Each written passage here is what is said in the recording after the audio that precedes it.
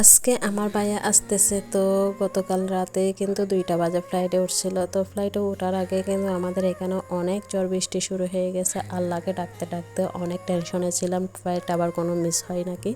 তো আলহামদুলিল্লাহ আল্লাহর রহমতে আমার ভাইয়ার ফ্লাইট কোনো রকম মিস হয় নাই, ভালোভাবে ভাইয়া পৌঁছাই গেছে। তো এখন সকালে ফোন করে বলছে মানে এয়ারপোর্ট থেকে বের হয়েছে, এখানে আস্তে আস্তে 11:30 12টা বাজবে আর কি, 11:30 বাজবে। তো এদিকে আমি আর আম্মু রান্না করে নিচ্ছি। সো হ্যালো গাইস, আসসালামু আলাইকুম। কী অবস্থা সবার? আই হোপ সবাই ভালো আছেন। আলহামদুলিল্লাহ আমিও ভালো আছি।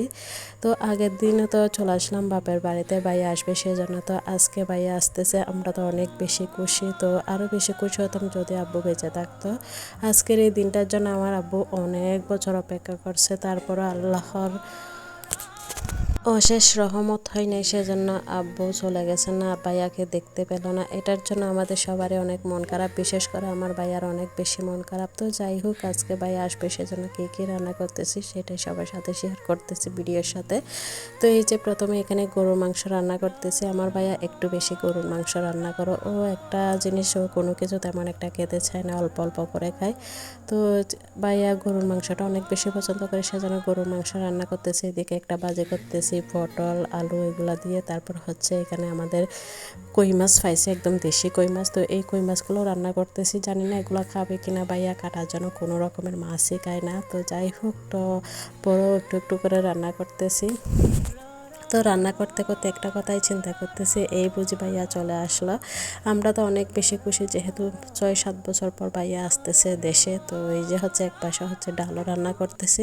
সবগুলো রান্নাই কিন্তু আম্মু রেডি করে দিছে, আমি রান্না করতেছি, আমি সাথে ভিডিও করতেছি। তো আজকে রান্নাগুলো একটু স্পেশাল করে করতেছি যেন ভাইয়ার খেতে ভালো লাগে আর কি। ভাইয়ারা তেমন খাবার খেতে চায় না, কোনো কিছু তাদের মুখে রুচি লাগে না, কেন জানি এরকম আমার ভাইগুলা। তো যাই হোক, এখন মাংসটাও রান্না করে নিচ্ছি। তো রান্না করতে করতে ভাইয়া চলো আসলো, এসে আগে গাড়ি থেকে নেমে একদম কারাগারি করে আসছে। তো গাড়ি থেকে নেমে ওদিকে আব্বুর এখানে নেমে গেছে, আব্বুর কবরস্থানের এখানে। তো আমার ছোটো ভাই গাড়িতে করে ওর মানে ব্যাগপত্রগুলো সব নিয়ে আসছে আর কি। তো যাই হোক, ওদিকে আব্বুর ওখানে গিয়ে জিয়ারত করে অনেকক্ষণ আব্বুর সাথে নাকি কথা বলছে দাঁড়ায় দাঁড়ায়।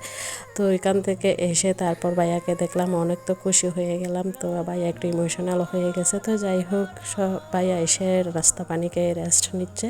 এখন এদিকে আমি রান্না বান্নার পরে আবার আচারও বানাচ্ছি। এই আমগুলা কিনে আনছি বাজার থেকে, কয়েকদিন হয়ে গেছে, এগুলো একদম হয়ে যাচ্ছে, পেকে যাচ্ছে। সেজন্য চিন্তা করলাম আজকে তাড়াহুড়ার মধ্যে এটাও বানিয়ে ফেলি। আম্মু আমগুলা কেটে দিছে, আমি কিন্তু আচারটা বানিয়ে নিচ্ছি। জানি না এটা কীভাবে বানাচ্ছে, মানে অনেক তাড়াহুড়ার মধ্যে করে এটা বানাচ্ছি।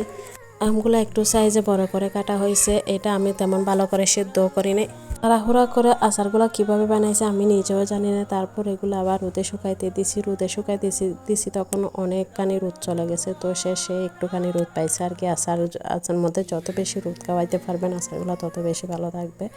তো এই বেশ কয়েকদিন রোদ খাওয়ার পর তারপর এগুলো বয়মে নিয়ে আবারও রোদে দেওয়া হবে। তো যাই হোক, ওইগুলো রোদে দিয়ে সবাই গোসল করে তারপর চলে আসলাম খাবার দাবার খেয়ে নিতে। তো এই যে এখানে টেবিলে দিয়ে দিলাম সব কিছু। তো আমরা সবাই মিলে একসাথে খেতে বসছি। তো আজকে ভাই আসছে, আমরা তো অনেক বেশি খুশি। তো খাওয়া দাওয়া শেষ করে বিকালে আমার আপু আরেকটা আসছে, মানে আমার ছোটো আপু আর কি। তো আমাদের গাছ থেকে পেরে ওর কাছে ইচ্ছে করতেছে লেবুর শরবত খেতে। তো মাশাআল্লাহ আমাদের এই গাছটাতে অনেক লেবু ধরে আছে। তো এখান থেকে টাটকা একটা লেবু ছিঁড়ে তারপর আপুর জন্য শরবত বানাতে নিয়ে গেলাম। আমার কাছে এই লেবুর সুগন্ধটা এত বেশি ভালো লাগছে। তো ভিডিওটা এখানে শেষ করলাম। আসসালামু আলাইকুম।